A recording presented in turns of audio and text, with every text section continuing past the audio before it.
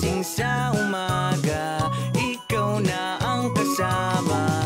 Tugtugang pampagana, pampabangon ko sa kama. Sa biyahe o tambayan, sa bahay o tindahan, kahit saan abutan, tunay mo na kaibigan. Tara na't sumabay, fun walang humpay. Itaas ang kamay, feel the vibe, don't be shy. Tadhana natin to, Destiny Radio, ikaw ang gusto ko. Destiny Radio. Malabo na maubos ang ating pag-uusapan, mananakit ang tiyan mo sa ating mga tawanan. Pagka naman balita, radyo mong maaasahan. Radyo na ang bungad ay magandang kapalaran. Mula Lunes hanggang Linggo, Destiny Radio ang kasama ko. Ang bawat araw nabubuo, pag Destiny Radio ang kasama ko. Tara na't sumabay, fun walang humpay. Itaas ang kamay, feel the vibe, don't be shy. Tadhana natin to, Destiny Radio, ikaw ang gusto ko. Destiny Radio, tadhana natin to, Destiny Radio, ikaw ang gusto ko. Destiny Radio. 96.7 Destiny Radio. Saya lang! Oy, Kuya Carl! Kuya Carl! Kuya Carl!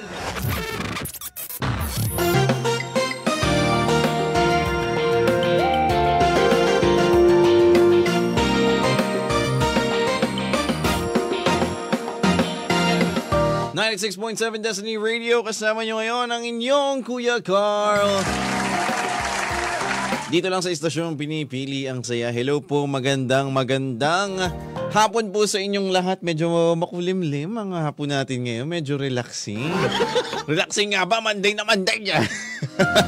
Monday na Monday. Nako naman. Bakit naman tayo ay talagang nai-stress agad? Yan na nga po. Pero syempre, pag Monday talaga, anong tawag nila doon? Manic Monday. Yung talagang rush lahat ng tao, pagod lahat ng tao galing sa linggo. Yan. Bakit nga ba ganoon? Pero meron tayong mga meron tayong mga people na nagtatrabaho dire-diretso tas weekdays lang Actually, mas marami silang trabaho tuwing weekend. Hello Ma'am Flores Sarmiento at kay sino nga ito? Si John Villones. Yan, oh my God. Ayan, hello po sa inyo. Yan, magandang araw po. Maraming salamat po sa pakikinig. At yan, ngayon sa mga ka-Destiny po natin sa nakikinig ngayon. Hindi ko alam kung bakit pag Monday ay talagang mabigat ang pakiramdam. Kahit halimbawa, ang day off mo naman ay weekdays, tapos Monday, parang iba pa rin. Pagkagaling ng linggo, iba pa rin. Kasi siguro, dahil halos lahat ng kaibigan natin, lahat ng mga circle of friends natin, na almost everyone doon ay parang ang day off ay weekend. So nakikisabay tayo pag meron mga ganap. Pagod pa rin pagbalik ng Monday. Kaya hello po sa mga nakikinig po sa atin dyan. Ngayon po ay meron po tayong kwento for today. Actually, papasok kami dito ng bulag Yan, kasama ko si Zihan ngayon. Sabi dito ay my confession ako, I have a friend group but it doesn't feel like one. It doesn't feel like home. Ay, ano nga ba ang pakiramdam ng ating mga kabataan siguro ito? Feeling ko mga kabataan siguro ito. Ay, oo, mga kabataan nga ito. Tingnan natin kung ano nga ba nangyari sa kanyang friend group. At sa gusto pong basahin ng storya po kasama natin dito sa ating programa, pwede po kayong pumunta sa aming Facebook Live, DZDG Destiny Radio sa Facebook. At syempre, pwede rin kayong makinig sa amin sa Radio 96.7 Destiny Radio. Lalo na kung nandito kayo sa Quezon, sa may Laguna, sa southern parts ng Batangas, yan, sa Cavite, nakikinig nyo rin kami dyan. Sa mga nanonood po ng replay namin sa YouTube channel po namin, pasubscribe naman po. Pa-like na rin po ng video at sana po ay mag-follow po kayo sa aming mga social media platforms. Maraming salamat po. At ngayon naman, talaga na nga ba, ano ba nga ba ang ating kwento for today? Ano nga ba ang ating confession? About sa mga friends, kaya kung may friends kayo, nako, itag nyo na. Baka mamaya naman magmukhang sinisisi nyo sila. Pero dito lang yan sa Confessions with Kuya Carl.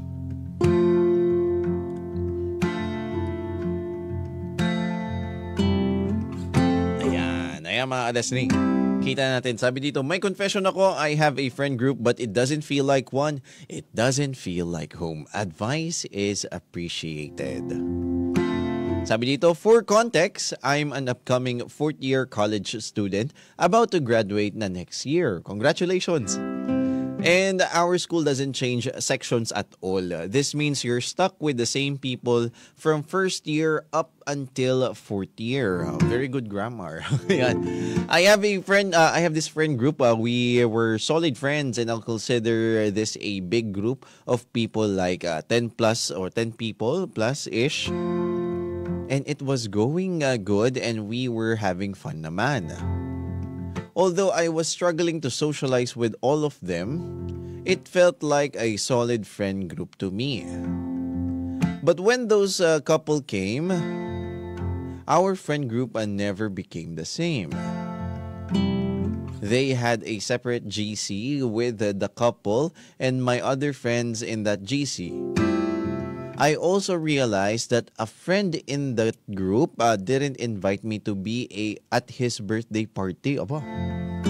And no one in my friend group told me about it. They just posted it on their IG o Instagram po sa mga nakikinig po. Ever since that happened, I really felt so strayed away from this friend group. I only have one person to rely on. And sa college kasi, puro groupings. Oo nga, totoo yan. Sa college, puro groupings. I know that groupings are really an essential part of our college life, but this made me really feel left out. Kasi it's a group, it's group your own and not by random. Since the couple doesn't separate, and one of them is the smartest in our class, everyone wants to be in a group with them, leaving me with no one actually. Oh my God, napag-iwanan siya. Please guys, harap-harapan nyo na akong sabihan if worth it pa ba i-maintain itong friendship na ito. Should I really let go na or should I try to get along with them whenever we're in class? Kasi I'm also scared of being left alone but I'm also hurt na harap-harapan nila akong tinatrato na ganito para bang backup friend lang ako kapag wala na silang kaibigan. Ay nako, yan. Oh my God, ito ay very relatable. Basahin natin yung isang comment. Sabi dito, hello OP, just be neutral with everybody. Being alone isn't always a bad thing. Just focus on yourself. Prioritize yourself and you can leave that friend group without being vocal about it. Just by actions. You'll find the right people in the right time. But for now, just focus. Yan. So upcoming 4th year na siya, tapos parang ang nangyari, meron silang friend group and parang hindi naman nagkawatak-watak, kumbaga nagkabukod-bukod sila gawa ng isang couple. Meron sigurong may love team siguro, magjowa. Tapos syempre yung iba, gugrupo doon sa na yun. Dahil yung isa daw doon sa magjowa ay yung pinakamatalino doon sa klase. And si ating writer, nafe-feel niya na parang siya ay naiiwan dahil siya napapahiwalay. Dahil sa kadahilan ng dahil daw parang hindi siya yung siya yung parang para bagay siyang backup friend, parang gano'n yung nararamdaman niya. Pero ito bibigay ko to sa inyo mga ka-Destiny. Yan. May mga gitong instances sa college, lalo na kahit sa high school, pero most of the time sa college, totoo pala yun na hindi mo alam kung sino talaga ang tunay mong kaibigan sa college. Lalo na pagkaklase mo, hindi mo alam kung sino ang tunay mong kaibigan sa klase mo. Sometimes nabubuo lang yung group para bagang nagiging magkaibigan lang kayo pag meron kayong common friend. Halimbawa, dun sa inyong 5 grupo, yung pangatlong taong yun lang ang dahilan kung bakit nagko-connecta yung other members. Parang may mga ganong eksena. Kaya pag wala yung taong yun, hindi rin close yung 4. Parang gano'n na nangyayari. So, ganyan yung nangyayari dito. And actually, na-feel ko to nung college. Ako gusto ko laging sumasama dun sa isang group of friends na yun. And nakikibilong ako, nakikisama ako, Pero yung pala, dahil parang parang masyado naman ako naging attached dun sa group na yon. So ako sama ako ng sama. So hanggang sa nawala na ako ng parang tingin nila sa akin nandyan lang naman yan. Lagi naman nandyan yan. Parang ganon. Doon na-realize ko rin yun nung college. So kung ako, magpapayo ako dito kay OP. Sa college talaga, bilang ako'y college teacher na din, intindihin mo yung sarili mo. Yun lang talaga. Oo, sometimes malungkot. Pero tandaan mo, hindi mo mundo yung mga kaklase mo. Pagdating in the future, sa totoo lang, bibihira na kayo magkausap-usap niyan. Yung mga friends. Kung talagang hindi kayo nagkakaari ngayon bilang magkakaibigan ng ganyan, pagdating mo ng future, pagka-graduate nyo, pagkahanap nyo ng kanya-kanyang trabaho, hindi rin naman kayo ang magkaka-interact. Hindi ka rin naman nila sasamahan sa buhay mo. Kaya, work on yourself na lang. Focus on yourself. Kasi, darating yung time na parang, actually, hindi yun nga, mahirap lang kasi groupings nga naman talaga pag college. Pero, tandaan mo na parang hindi naman nakasalalay sa kanila yung kaligayahan mo. Huwag mo ibigay sa kanila yung kaligayahan mo. Kasi ang mangyayari, doon ka na lang aasa ng iyong ikasasaya. Doon ka na lang aasa na parang, ay pag wala ako dito sa friend group na to, malulungkot ako. Gano'n na lang mararamdaman mo. Which is hindi naman talaga dapat, di ba? Kaya sa mga listeners po natin dyan, ano sa tingin niyo yung maipapayo natin dito sa taong ito? Yan sabi niya, sa Ma'am Flores Sarmiento, sabi niya, pwede po ba pa-play ng song na Kamusta Ka by Ray Valera, handog ko sa aking mahal. Ayan, na po na yun. Salamat po ng marami. And listening through Zeno Radio, yan, maraming salamat po Ma'am Flores Sarmiento. Hello, sa napakagandang si Ira Florido, yan. Bias. Masyadong bias. Pero syempre yan, mga Destiny, kayo, sa mga nakikinig sa amin sa radyo, wala bang kayong mapayo, pwede nyong komentan ito. Tingnan nyo po yung Facebook post namin. Baka makatulong kasi baka makita ng mismong ng ating si OP kung ano nangyayari sa kanya. Pero basta danas ko to nung college. Feeling ko, akala ko bilong ako dun. Ang ginawa ko, naghanap ako ng ibang taong makakaintindi dun sa gusto ko. Yung parehas ang interes sa akin. Tapos doon ako sumama. Oo nga kasi ang hirap mabuhay sa college ng solo ka lang. Yung problema ng klase, yung gano'n. Ang sarap din namang magkaroon ng taong masasabi mo, ang hirap naman ng subject na binigay ni sir. Ay, ang hirap naman ng assignment. Ay, ang hirap naman ng project. Yung mapagsasabihan mo ng gano'n. Yung makaka-hangout mo pag lalabas na kayo, pag ganun, mga ganung bagay. Pero yun pala, sa totoo lang, sa mga bata po nakikinig dyan, yun po yung maliliit na bagay lang. Pagdating nyo po in the future, ibig sabihin ito yung mga taong hindi mo makakasama sa future mo. Ang mangyayari, magpupumilit ka lang na sumama sa kanila at pag ikaw lang masasaktan. Kasi hindi nila kayang pahalagahan yung presensya mo. Wag na. Okay lang yan.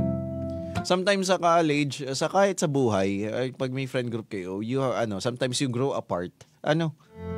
You have to accept that sometimes your interests develop and your growth is not compatible with the growth of other people.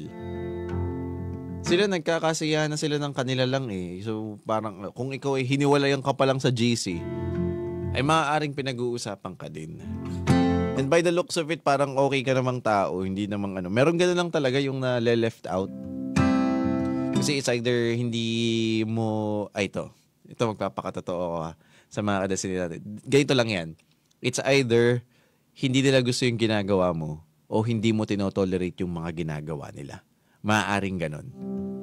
Sa mga nakikinig po dyan, pag kayo nila left out nung kung wala naman kayong ginagawang masama, o sometimes left out kayo dahil it's either hindi nila gusto ugali mo, hindi nila gusto yung pamamaraan mo, and commonly sa college, kaya ganun ay hindi ka nagpapagaya ng sagot, hindi ka sa kanila. Yun. Minsan nale-left out yung mga ganun. And isa pang dahilan kung bakit nale-left out ay hindi mo tinotolerate o kinukonsinti yung mga ginagawa nila. Halimbawa, may ginagawa silang kalokohan, tapos ikaw yung nananaway. Yan. Sometimes, pag hindi nila pag over the world pa sila dun sa kanilang kaaliwan, ay pagpapatuloy nila yung ginagawa nila, hindi ka nila isasama kasi alam nilang susuwayin, mo lang sila, sasawayin mo lang, Napag-usapan namin yung kahapon about dun sa sometimes kasi ang mga tao, hindi nila ina-accept yung yung maling ginagawa nila sa sarili nila. As much as possible, parang ipagpapatuloy pa nila yun. Kasi ang pakiramdam nila, masarap, satisfying. Pero kung ikaw yung taong hindi yung tinotolerate na yun, ikaw ang itataboy nila. Parang yung yung sa sa perspective ng politics. Halimbawa, kahit tama yung pinaglalaban mo, kung magkakakampi yung mga mali at mas marami sila, talo ka. So sa ganitong sitwasyon, kung hindi ka naman masama ang ugali, kung okay ka naman, wari ko, hindi mo lang tinotolerate yung mga masasamang ginagawa nila. Pero kung hindi man, kung okay naman yung mga friends mo talaga, try to self-reflect. Baka naman kasi may ugali ka din. Tingnan mo muna din. Baka ikaw din pala ang problema, kaya ka nila left out. Or masyado kang OA. Nung college ako, ganun din ako masyado akong OA. Kaya nag-grow talaga ako. Naramdaman ko yun Ngayon, hindi na OA. Pag nasa program na lang. Kaya ganun. Yun, man. Natutunan ko yun ng college na naranasan ko na nung pagdating nung 4th year, 5th year. Wala akong kaibigan sa klase ko. Maliban dun sa ilang lumalapit sa akin, yung talagang alam ko, hindi ko man sila kasama sa group of friends. Hindi man ako kasama sa group of friends nila. Pero magkaibigan kami. Yung mga ganun. May mga ganun akong kaibigan ng college. And hanggang ngayon, pag nagkikita kami, tuwa kami makita ng isa't isa, ramdam ko talaga na walang plastikan. Hindi lang ako sumasama sa kanila. Parang gayon dati. Finokus ko na lang yung goals ko dun sa sarili ko. Kaya ikaw din sa mga ganitong sitwasyon, yung parang nale-left out ng friend group nila sa college, sa high school, okay lang yan, nag-grow talaga. Dalawa lang yun. It's either hindi mo tinotolerate yung mga masamang ginagawa nila or yung mga ginagawa nila. Hindi naman necessarily masama. O ikaw mismo yung may ugali. Yung may kakaibang ugali. So try to reflect mga ka-Destiny kung ano ka ba dun sa dalawang yun. Tingnan natin baka may nag-comment. Yan, wala. Ayun, walang nagpayo sa kanila. Pero kung gusto nyo pong panoorin muli ang aming video na ito, ang mga programa namin na Dear Diaries, Confessions with Kuya Carl, Bugs Bugan, ay at yung BBC, yung ating Big Boys Chat. Baka kung anong isipin nyo mga ka-Destiny. BBC, Big Boys Chat. Yan. Kay DJ Giro, kasama minsan si Zihan. Yan. Kaya naman, kung kayo man ay gusto manood pa, magpatuloy pa sa pakikinig sa Destiny Radio, open po kami sa aming website 96.7destinyradio.com at saka po sa Zeno Radio, DCDG Destiny Radio. Kaya naman po, ayan, wag yun nang asahan yung mga kaibigan mong yan. Kumbaga mag-self-reflect ka muna kay Destiny, tingnan mo muna kung ikaw ba ang problema o sila. Ay pag na-figure out mo na, doon ka magawa ng action. Kung sila man, di tama lang nalayuan mo na. Kung ikaw man, kung gusto mo lang kung ikaw naman pala ang may attitude, ay baguhin mo sarili mo and baka in time, tanggapin ka uli nila. Pero tandaan mo, hindi naman nasa kanila dapat ang kaligayahan mo. Nililibot mo na yung mundo mo sa kanila ikaw parang iniiwan na din. Tingnan mo rin ng maayos, Kaya katulad ng kanta ng Intro Voice, alay namin to sa inyo. At syempre, papatugtugin namin yung Kamusta Ka by Ray Valera. Sabi ni Ma'am Flores Sarmiento, kanyang request para sa kanyang loved ones. Kaya ito muna ang ipapatugtog namin sa inyo by Intro Voice para dito sa ating OP na nagsulat ng ating post ito. Di na ko aasa pa. Dito lang yan sa 96.7 Destiny Radio. Sa'yo lang. Goodbye!